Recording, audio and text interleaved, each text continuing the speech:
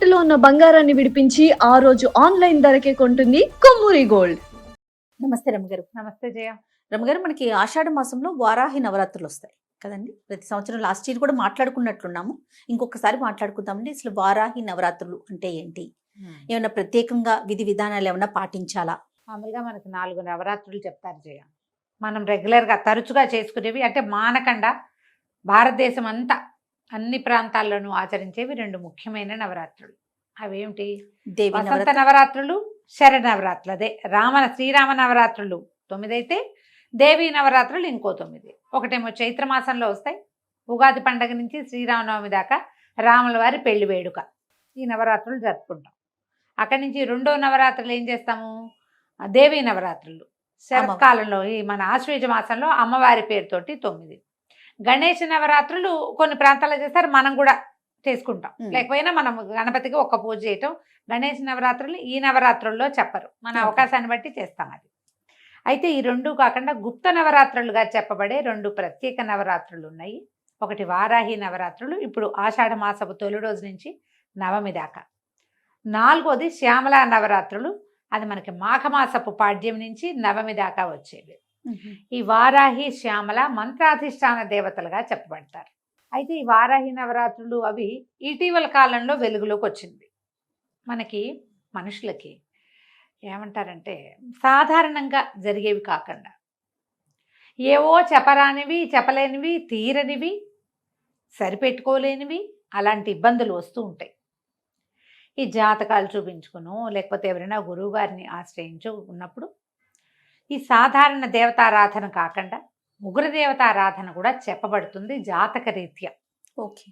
అట్లా రేర్గా అప్పుడప్పుడు ఇది చదువుకోండి అని చెప్పబడే విషయాల్లో దశమహావిద్యలు ప్రత్యేకమైనవి. అలాగే ఈ వారాహి శ్యామల ఇవి మంత్రబోధ ఉండి చేసుకునే వాళ్ళు చెదురుమదురు అక్కడక్కడ కనపడతారు. నార్త్ ఇండియాలో కొంచెం ఎక్కువ కనిపిస్తుంది మనకంటే, ఎందుకంటే వాళ్ళు చండీ పారాయణము అవి చేస్తారు. ఓకే. దసరాల్లో అసలు చండీ పారాయణ అవి మనకు ఉండవు. మనం రోజువారీ అమ్మవారికి ఎంతసేపు అలంకారం చేసుకున్నామా, నైవేద్యం పెట్టామో, ప్రసాదం ఇవాళ రంగు ఏమిటి, వాళ్ళ ప్రసాదం ఏమిటి, వాళ్ళు ఏం పువ్వు సమర్పించాలి, ఇందులోనే ఉండి లలితా సహస్రాలు అవి చదువుకుంటాను తప్ప, లేకపోతే రోజువారీ దేవతకున్న అష్టోత్తరం చదువుకుని సాధారణ పూజ అందరం చేసుకుంటాం. దేవాలయాల్లో విశేషంగా జరిగినా కూడా చండీ పారాయణలు అవి మన ప్రాంతంలో చేయరు, నార్త్లో చేస్తారు. ఓకే. ఈ వారాహి శ్యామల నవరాత్రులు కూడా మనకంటే కూడా బీహారు ఆ వైపు, కాశ్మీర్ వైపు అక్కడ జరుగుతాయట. మనకి తక్కువ. క్రమంగా అది వచ్చింది. ఇప్పుడు ఏంటంటే చిన్న చిన్న వాటికే తీవ్రమైన సమస్యలుగా పరిణమించేయటం, ఏం చేయాలో తెలీదు. రోజువారీ ఎన్ని పూజలు చేసినా సాటిస్ఫాక్షన్ లభించకపోవటం, లేదా సమస్య తీరకపోవటం. అలాంటప్పుడు ఇట్లా ఒక దేవతని ఆరాధించి బోధతోటే, ఇదేం సొంతంగా ఎవరు మొదలు పెట్టుకోరు, ఎవరైనా చెప్తారు గురువు. ఇప్పుడు మనం చెప్పాము, కొంతమంది స్టార్ట్ చేసుకుంటారు. ఇలా కాకుండా, ఇలా ర్యాండమ్గా కాకుండా ప్రత్యేకంగా మీకు ఈ లక్షణం ఉంది, ఈ సమస్య ఉంది, ఇలాంటిది చేస్తే మీ సమస్య తీరుతుంది అని చెప్పే జ్యోతిష్వేత్తలు చాలామంది పెద్దవారు ఉన్నారు. ఇటీవల కాలంలో అది పెరిగింది. అందుచేత విరివిగానే మనం శ్యామలా నవరాత్రుల్ని, వారాహి నవరాత్రుల్ని చూస్తున్నాం. ఓకే. యాక్చువల్గా ఆషాఢ మాసం మనకి అమ్మవారి ఆరాధన మన ప్రాంతాల్లో ఉన్నది. ఏం చేస్తాం, తెలంగాణ ప్రాంతంలో అమ్మవారికి బోనాలు సమర్పిస్తారు. ఇది అమ్మవారు పుట్టింటికి వచ్చే కాలంగా భావిస్తారు. ఈ లెక్కతోటి ఇక్కడ జరుపుతాం. దాని సంగతి మళ్ళీ చెప్తాం. ఇప్పుడు మనం వారాహి దగ్గరకు వద్దాం. ఈ వారాహి దేవత సప్తమాతృకలలో ఒకరు. నిరుడు కూడా ఇంచుమించు ఇదే మ్యాటరే చెప్పాం. అవునండి.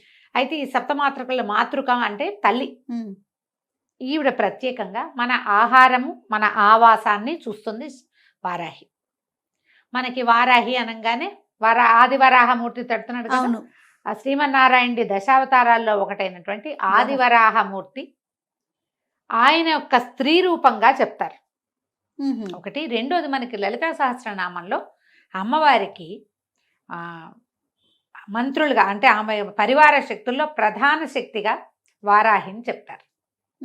మనం కాంచీపురం కనుక తరచుగా వెళ్ళేవాళ్ళు ఒకసారి వెళ్ళినా గమనించండి, కంచిలో కామాక్షి అమ్మవారికి కుడివైపుగా మనం ఇట్లా నిలబడితే ఇటువైపు కనపడతారు, వారాహి అమ్మ కనిపిస్తారు. వారాహి విగ్రహం ఉంది అక్కడ. అక్కడ ప్రత్యేకంగా ఏం పూజ చేస్తారు అనేది వాళ్ళు ఏదో తమిళ్లో చెప్పినా నాకు పెద్దగా అర్థం కాలేదనుకో, కానీ వారాహి అమ్మ దగ్గర తీర్థం పుచ్చుకుంటాం మనం. లోపలికి వెళ్తే మనం బయట నుంచి దర్శనం చేసుకొస్తే బయటికే వెళ్తాం.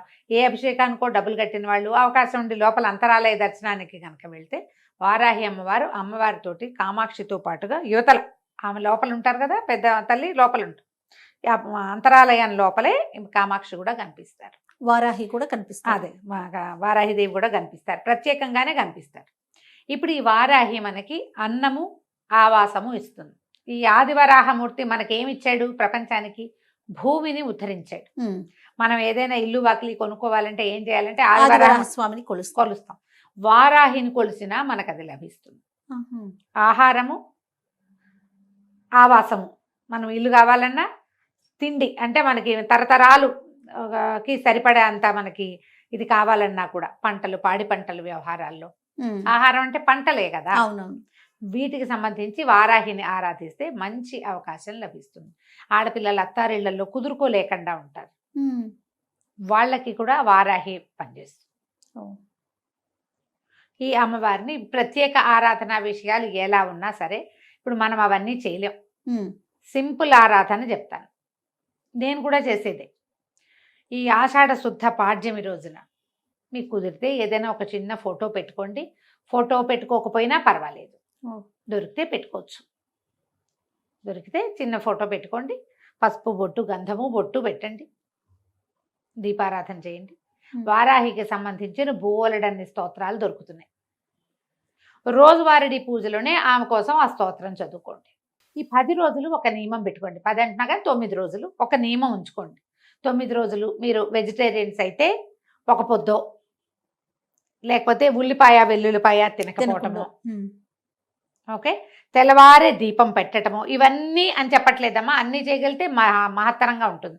ఏదో ఒక నియమం పెట్టుకోండి. ఈ 9 రోజులు ప్రత్యేక పూజా విధానం ఉంది కదా, 9 రోజులు నియమం పెట్టుకోండి. ప్రతిరోజు అన్న నివేదన, ఇదొక నియమం. ప్రతిరోజు పానకము పెసరపప్పు వడపప్పు నానబెట్టి పెట్టడము, రోజు ఒక కొబ్బరికాయ కొట్టడము, రోజు ఒక ముత్తైదువుకి బొట్టు పెట్టి తాంబూలం ఇవ్వటం. అమ్మవారి పేరుకి ఒక తాంబూలాన్ని సమర్పించి ఆ తాంబూలాన్ని సాయంకాలం లోపల ఎవరైనా ఒక ముత్తైదువుకి బొట్టు పెట్టి ఇవ్వటం. రోజు ఒకరికే ఇచ్చినా పర్వాలేదమ్మా, ఏం తప్పులేదు. ఓకే, ఇలాగా. ఇక అక్కడి నుంచి ఈ ద్వాదశ నామావళి ఉంది. వారాహి ద్వాదశ నామావళి చాలా సింపుల్గా మనకి స్తోత్ర నిధి వాటిలలో దొరికేస్తుంది. సింపుల్గా ఉంటుంది.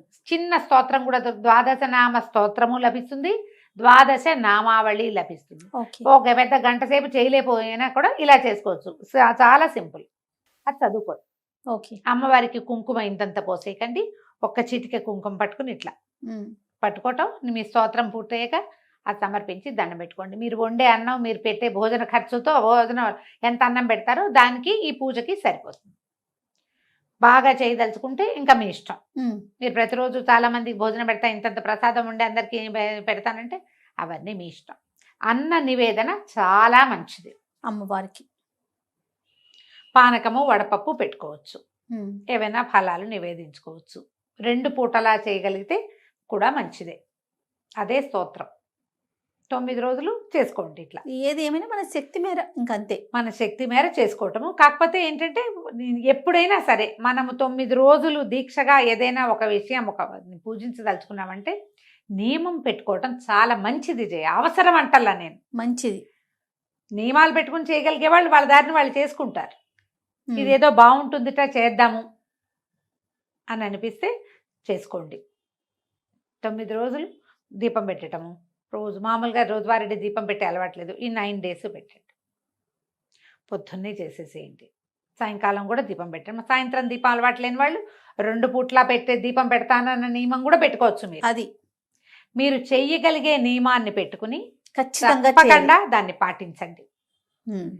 మీకు వారాహితో పాటు ఆమెను మీ కొలవాలన్న మీ దృక్పథం ఉంది కదా, అది మీకు ఎనర్జీ కింద ఫామ్ అవుతుంది. ఎప్పుడు ఇంతే పద్ధతి. దేనికైనా మన దసరా నవరాత్రుల్లో కూడా అంతే పెద్ద పెద్దగా చేయగలుగుతాం, చేయలేము. దేవాలయ సందర్శనం కూడా చేయొచ్చు. మనకి సమీపంలో వారాహి దేవాలయాలు తక్కువే కనపడతాయి. అవునండి కదా. నేను వారాహి దేవాలయాన్ని ఎక్కడ చూశానంటే రామకృష్ణాపురంలో, ఆర్కేపురం అంటే ఇక్కడ దిల్సుఖ్ నగర్ అవి దాటాక, కావాలంటే మ్యాప్లో చూడండి. 2 పీఠాలు ఉన్నాయి పక్క పక్కనే. వారాహి ప్రత్యంగిర పక్క పక్కనే ఉన్న దేవస్థానం ఒకటి. అమ్మవార్లు ఇద్దరు ఇట్లా చక్కగా ఎంత బాగున్నాయో జయ విగ్రహాలు, పరమాద్భుతంగా ఉన్నాయి. పురాతన ఆలయమేనా? కాదు, ఇటీవల కాలంలోనే నిర్మించబడింది అది. ఎప్పటి నుంచో అక్కడ ఉంది ఒక సంస్థ, చాలా కాలంగా, ఒక 30 ఏళ్ళుగానో 40 ఏళ్ళుగానో ఉంది. పక్కనున్న ఆలయంలో అమ్మవారు ప్రత్యంగిరగా కనపడతారు. ప్రత్యంగిర అంటే నరసింహముఖం, స్త్రీ స్వరూపం, ప్రత్యేకంగా ఉంటుంది. మీకు అవకాశం ఉంటే చూడండి, ఈ 10 రోజుల్లో చూస్తారో, తర్వాత ఎప్పుడైనా అవకాశం ఉంటే చూస్తారో మీ ఇష్టం. రెండు పక్క పక్కనే ఉన్నాయి. రామకృష్ణాపురం వరకు ఖచ్చితంగా చెప్పగలను. ప్రత్యంగిర ఆలయం కమాన్ లాగా ఒకటి కనపడుతుంది, అందులోపలికి వెళ్తే మనం ఈజీగానే పట్టుకోవచ్చు. మ్యాప్లో దొరుకుతుంది, అంతే, ట్రై చేయండి. 2 సంస్థలు పక్క పక్కనే ఉన్నాయి. 2 చోట్ల విశేషమైన అర్చన ఉంది, అద్భుతమైన దర్శనాలు ఉన్నాయి. చాలా బాగుంది. చిన్న చిన్నవి ఇవి, చూడ్డానికి చాలా బాగుంది. ఇంకా ఎక్కడైనా మీ ఇంటి చుట్టుపక్కల పురాతన ఆలయాల్లో ఎక్కడైనా వారాహి స్వరూపం అమ్మవారి దేవాలయాల్లో ఉంటే గనక, ఇంకొక వారాహి దేవాలయం ఎక్కడ చూశానంటే నేను, ఇది హెచ్ఎంటి ఆఫీసర్స్ కాలనీ, సికింద్రాబాద్. అక్కడ కూడా ఒక మఠం వారి ఆధ్వర్యంలో సింహవారాహి అమ్మవారు ఇంతున్నారు. చాలా బాగుంది. చిట్టి దేవాలయమే కానీ అమ్మవారు మంచి కళగా చాలా పవర్ఫుల్ గా కనపడ్డారు. అక్కడ ఏవో హోమాలు అవి జరుగుతాయి. ఇప్పుడు నేను చెప్పిన ఇక్కడ కూడా రామకృష్ణాపురంలో కూడా హోమాలు విశేషంగా జరుగుతాయి. అవకాశం ఉంటే చూడండి, ఏం లేదు. మీరు చేయదలుచుకుంటే ఈ 9 రోజుల్లో ఏదో ఒక్క రోజైనా చేసుకోండి. పాజిటివ్ ఎనర్జీ, అంతకంటే ఏం లేదు. మీకు మనకి మంచిది. జాతక దోషాలు ఏమైనా ఉంటే, పిల్లలకి పెళ్ళిళ్ళు కాకపోయినా, ఆడపిల్లలు అత్తవారిళ్లలో ఇబ్బంది పడుతున్నా, అబ్బాయిలు అత్తవారిళ్లలో ఇబ్బంది పడుతున్నా చేసుకోవచ్చు. అదే సమాధానం దొరకని ప్రశ్నలు, పంటలతో ఇబ్బంది, పొలాల్లో ఇబ్బందులు ఉన్నవాళ్ళు, స్థలాలు ఎక్కడైనా ఇరుక్కుపోయి వెనక్కి రాని వాళ్ళు, అమ్మదాం అనుకుంటాం ఎప్పటికీ అమ్మలేని వాళ్ళు, కొనాలనుకుంటున్నాం కొనటం కుదరని వాళ్ళు, వీళ్ళందరూ కూడా వారాహిని ఆరాధన చేసుకోవచ్చు. వారాహి ఆరాధన సంవత్సరం అంతా చేసుకోవచ్చు మనం కావాలనుకుంటే. ఈ ప్రత్యేకమైన దినాలన్నప్పుడు, ఇలాంటప్పుడు అమ్మవారి అనుగ్రహం బాగుంటుంది కాబట్టి ఎక్కువ ఉంటుంది కదా, అందుకని అవకాశం ఉన్న వాళ్ళు చక్కగా చేసుకోండి. ఇది ఉగ్రదేవతారాధనగా భావించద్దు. మామూలు మనం చేసుకునే ఈ చిన్న పూజ సాధారణ దేవతారాధన కిందే వస్తుంది. ఓకే, మనం ఏం చేయటం లేదు. మనం ఏం చేస్తాం, అమ్మవారికి ఒక అష్టోత్తరమో, ఒక చిన్న స్తోత్రమో, ద్వాదశనామావళి ఏదైనా ఒకటి చదువుకుంటాం.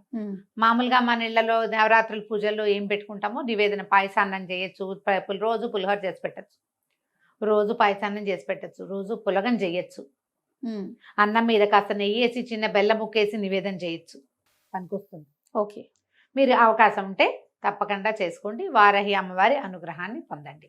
తప్పకుండా రమ్మగారు. నమస్తే. నమస్తే జయ.